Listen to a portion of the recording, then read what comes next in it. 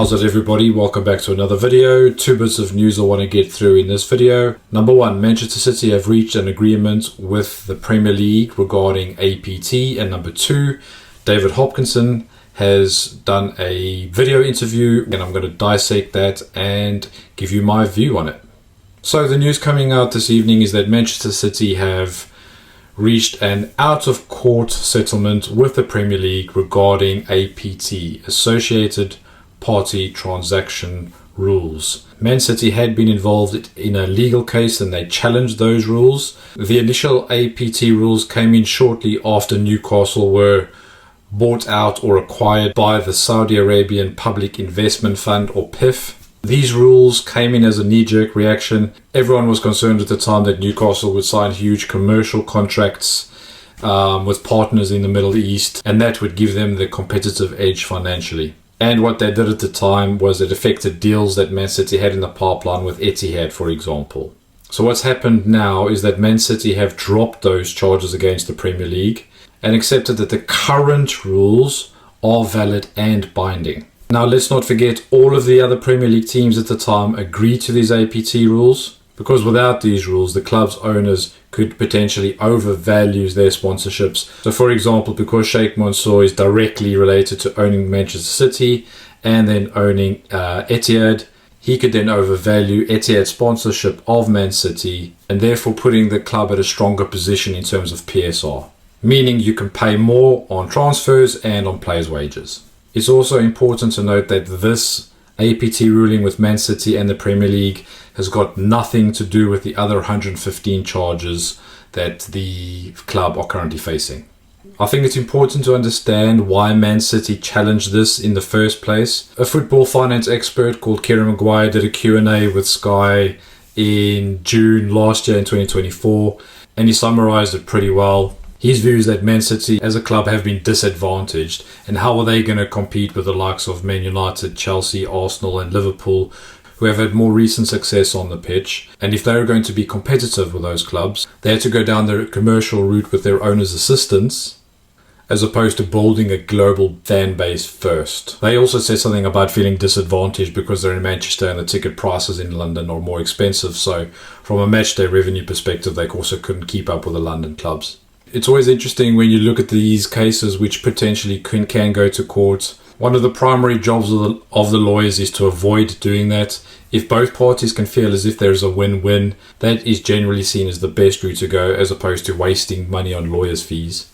The Premier League will feel as if they've won because Man City have now agreed to the APT rules, but a settlement has been agreed with Man City, and reportedly what it means is that the deal that Man City had with Etihad at the time is going to be allowed to go through, but no more. What that means is if you see your kid with his hand in the cookie jar and he's got the cookie, you can say, okay, fine, you can have that one, but no more. So let's expect this deal to be a massive one for Man City. But what does this really matter in the big scheme of things? What does this really mean in terms of Man City's power financially? I'm going to put up a graphic over here just to give you a taste of the Premier League sponsorships. This is the club's shirt sponsorships, for example.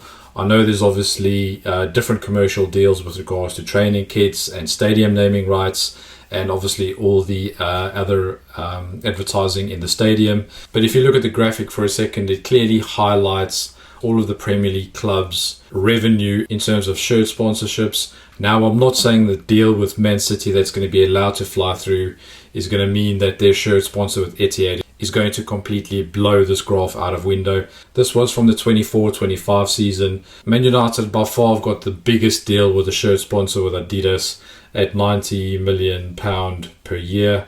Their shirt sponsor, the primary shirt sponsor, is Snapdragon at a reported 60 million.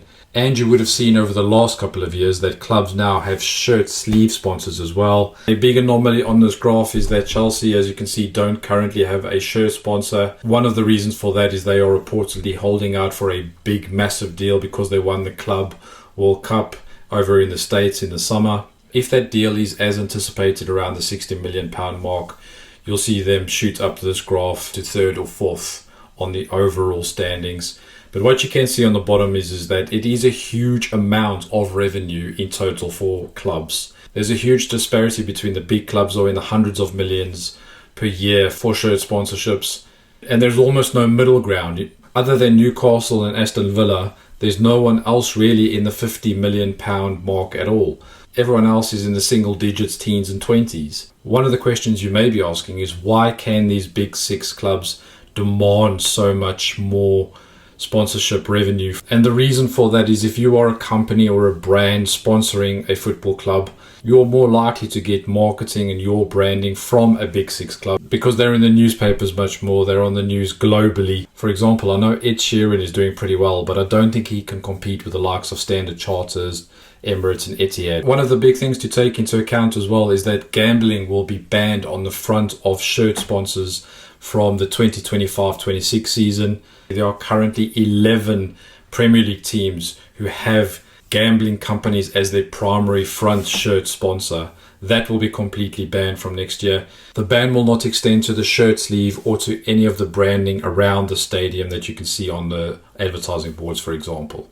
And there are currently only 3 Premier League teams with gambling companies on their shirt sleeve sponsor. But the main question here is this good news or is this bad news for Newcastle? Government-owned companies cannot sponsor Newcastle at a level which is not fair market value. So what it means is, for example, Aramco, the national oil giants of Saudi Arabia, cannot go and sponsor Newcastle's shirt for more than £60 million.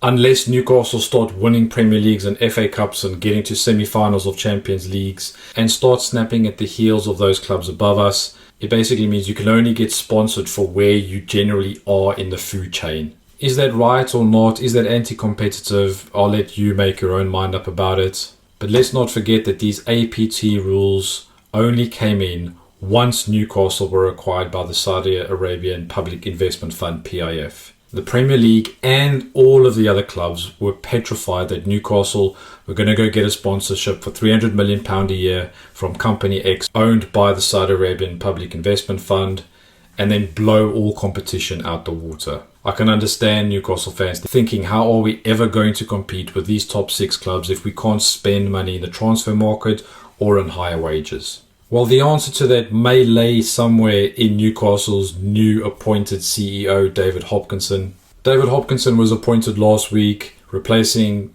Darren Eales as the outgoing CEO. Note to Newcastle, on the 8th of September at, 9:30, you are still showing Darren Eales on the club's official website as the club CEO, so might just be worth an update there. But the club have released a very, very good video. It's about 11.5 minutes long.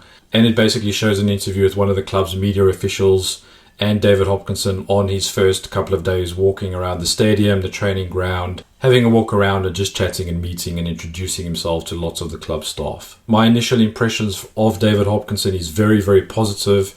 He seems like a very likable character. He speaks unbelievably well. Although he started his career as a salesman, I still find him very believable and genuine in terms of what he's saying. Something I thought was absolutely brilliant was that whilst he was still in New York, he did go watch Newcastle's first game of the season in a pub. That was about 7:30 in the morning with 60 other Newcastle fans. He goes on to say he was there with his friends and his family watching the game with all the other Newcastle fans, and he felt a little bit like the undercover boss because obviously everyone there in that pub didn't really know who he was and obviously what the news was going to be in a couple of days. And what comes across in the video interview and from what he's done there going to the pub is that he's definitely investing in trying to look and actively listen and try and immerse himself with what Newcastle United actually means to people and fans and families, which I really admire and I think is a great idea. I just wanted to share with you a couple of my takeaways in terms of that video interview that he did. When asked why he actually came to Newcastle, he said he was intrigued by the potential for transformation and higher ambitions, and also to fill the trophy case. That was also his ambition. When asked what he took away from his role at Real Madrid, he said the ability to unlock ambitions to take the club on a global stage, which is interesting. When asked about the stadium in St James's Park, he didn't directly answer the question in terms of confirming whether or not the club would be staying there or moving to an alternative stadium. But there are a couple of key takeaways regarding taking the club to a bigger stage. And then he spoke a lot about representing the community, understanding what's important to the community. My personal view on this is that he's going to sell the idea or the project or the concept of a new stadium, because everything that he said was about taking the club to a higher level. And he did reference a lot of sentimentality, and we know that there's been a lot of people who've wanted to cling on to the tradition and what St. James's Park actually means to a lot of people. But if you think about everything I've shown in this video in terms of revenue, in terms of sponsorships, in terms of Newcastle challenging and getting up and amongst those big six, there's only two ways to do that. Number one, you perform on the pitch with Eddie Howe and the players and the tactics and the formations and a little bit of luck. So I think we've got that in Eddie Howe. I think we've got the squad. We're in the Champions League in terms of getting our brand up there. But David Hopkinson's challenge is going to be in the boardroom, within the spreadsheets and the finance and the commercial teams, in terms of getting Newcastle attractive deals up there. They're going to have to think outside the box in terms of getting additional revenue in, because the Premier League and the APT rules and the fair market value will not allow Newcastle to just blow everyone out the window regarding incoming investment directly from PIF. But in summary, I think he spoke really well. He comes across as a very likable guy.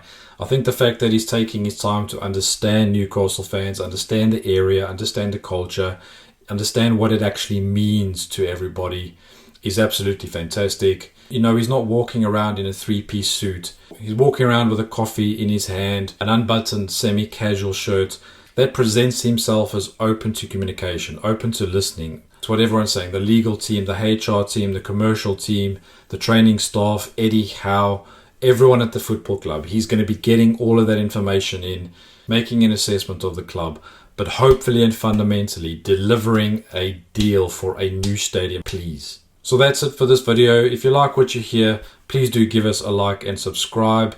Let me know what your thoughts are on the new APT ruling and what you think this means for Newcastle going forward. Until then, don't forget,